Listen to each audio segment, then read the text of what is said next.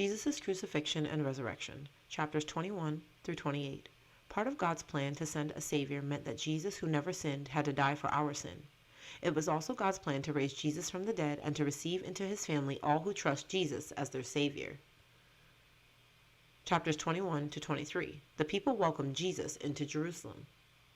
The religious leaders argued with Jesus. He explained that the greater commandment is to love God. Chapter 24. Jesus would soon leave his disciples. He warned them about what would happen in the future. They should always be ready for his return. Chapter 25. Jesus told his disciples that while they waited for his return, they should show kindness and tell others of God's love. Chapter 26.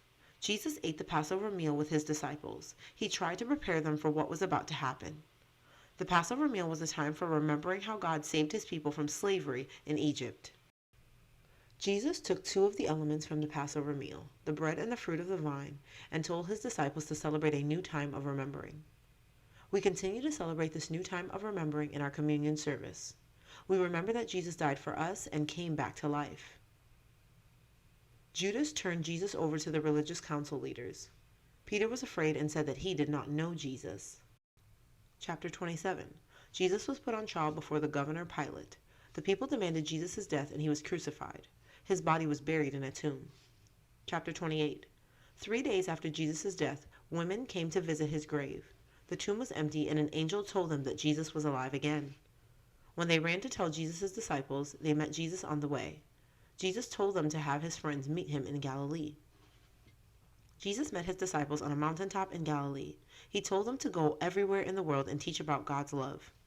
It was time for Jesus to return to his Father in heaven, but he told his friends that he would always be with them. Where it all happened. Below is a map that shows the land of Israel at the time of Jesus Christ and his ministry.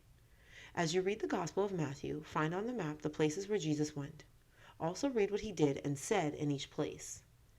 To begin, find Bethlehem, where Jesus was born. Find Capernaum, where Jesus healed the centurion's servant. Find Caesarea Philippi, where Jesus asked his disciples, "Who do people say the Son of Man is?" Matthew 16:13. Now read the Gospel of Matthew and look for other places on the map.